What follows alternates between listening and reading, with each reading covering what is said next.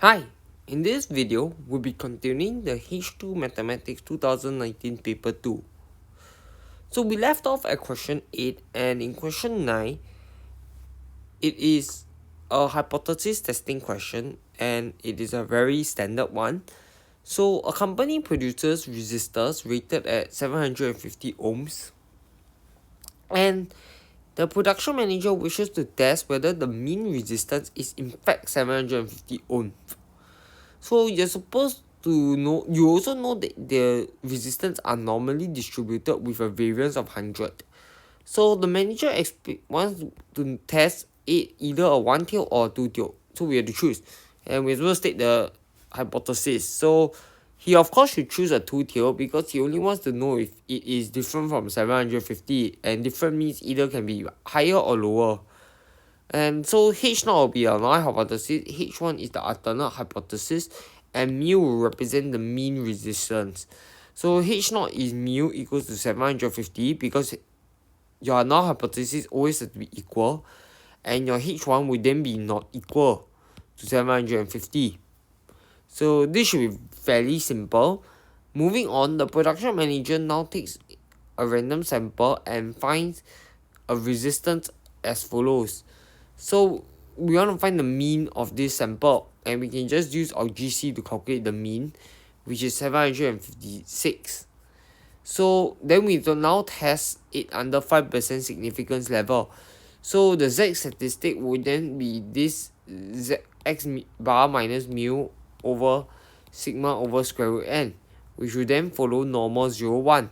But we can just straight away use the GC to find the p-value, which is 0.089686. And since this p-value is larger than 0.05, it means that there is insufficient evidence at 5% significance level to reject H0. This means that the mean resistance of the resistor will remain at 750 ohms. And since the distribution is unknown, a large sample size of at least... So for part 3, why if we are now given another resistor rated 1250 and nothing is known about the distribution, how would the test be different?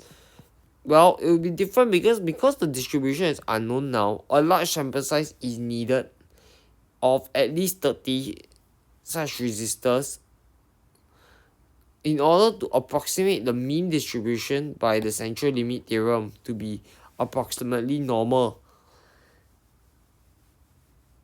Or you can use a t-test if you know what it is.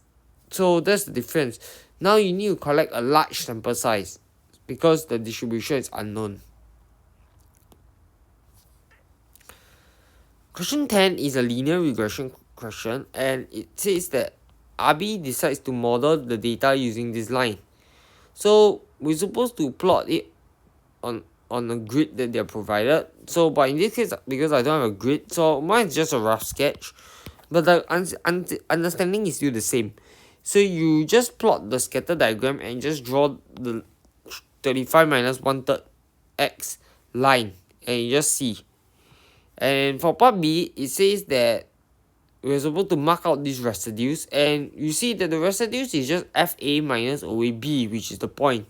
So FA is just the point on the line, so just this vertical distance basically. So that is the residues. And for part C, it says to calculate the sum of these residues. So you just take 35 minus 1/3, then you sub in 40, let's say. Then you take this number minus 22, then you square it. Then you just do so for everything, and then you add them together, and you'll get 4/3.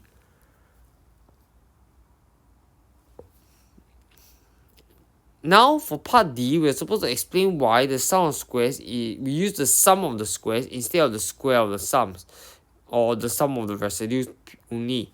And this is because when you only use sum of the residues, then it can be a negative, because this can be a positive distance, this is a positive, but this is a negative distance, and when you plus minus this positive negative, it might run out to be negative.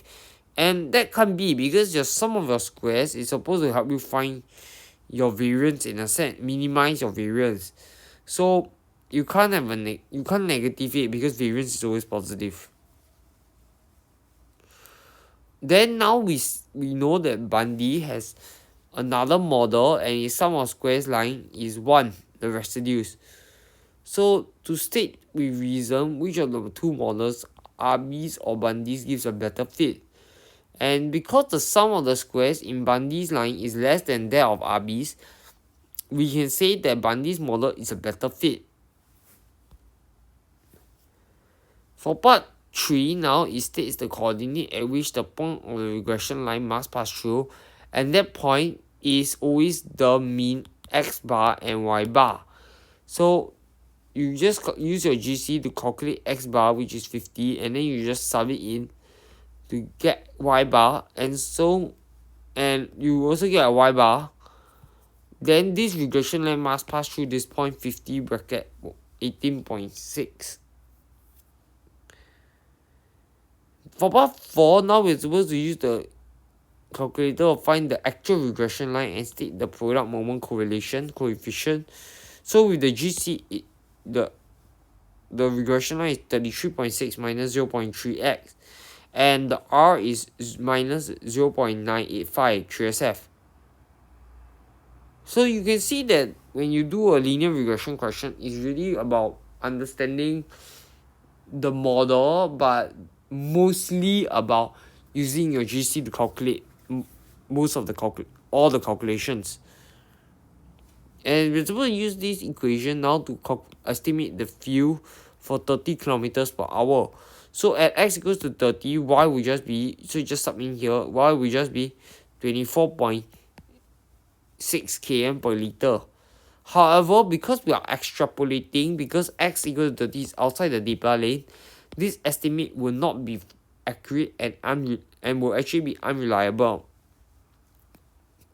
Now, Carrie produces a similar experiment and she finds that the sum of the squares is 0.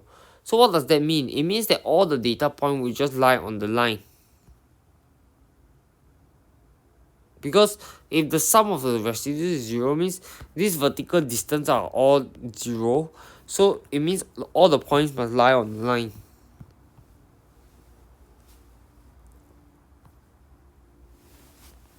Lastly, we now do a normal distribution question. So Alfred is making a model and he knows that the bag contains a large number of black balls to represent the hydrogen atoms and a large number of white balls to represent the carbon atoms. So the mass of the white balls has a distribution of normal 110 and variance 4 squared, and the mass of the black balls will have the distribution of 55 bracket 2 squared. So we're supposed to find the probability that the total mass of 4 randomly chosen white balls is more than 425 grams. So part 1, it states that we let W be the mass of the white balls and B be the mass of the black balls. Then W will then follow the normal this, and B black will just follow the normal this. So the probability that the 4 chosen white balls is 425. So you got 4 chosen white balls. So you need to find that new distribution first. So it's W1 plus W2 plus W3 plus W4. It will now follow a new normal distribution, which is 110 plus 110 4 times, and it will also be 4 squared plus 4 squared 4 times. So that is 440 and 64. So the probability of this being larger than 425 is now 0.9703 SF using this distribution. Next part, it says that the mass of a white ball and a black ball chosen is between 1161 and 175. So you need to find the distribution of 1 white plus 1 black, and that will just follow normal 165 over 20. So with that, then the probability is between 161 and 175 will be 0.8023 SF.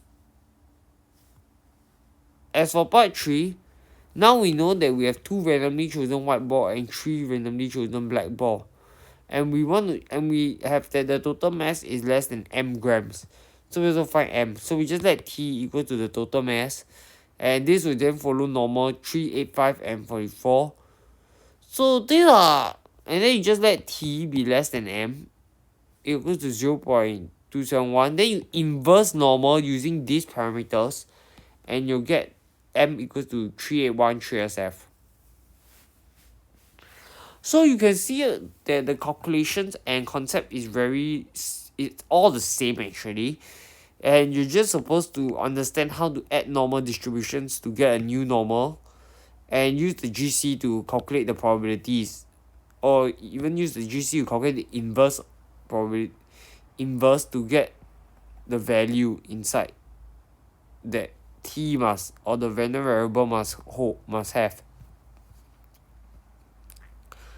So for the last part, it states that you're given some model, and now you know that each rod follows this normal weight distribution.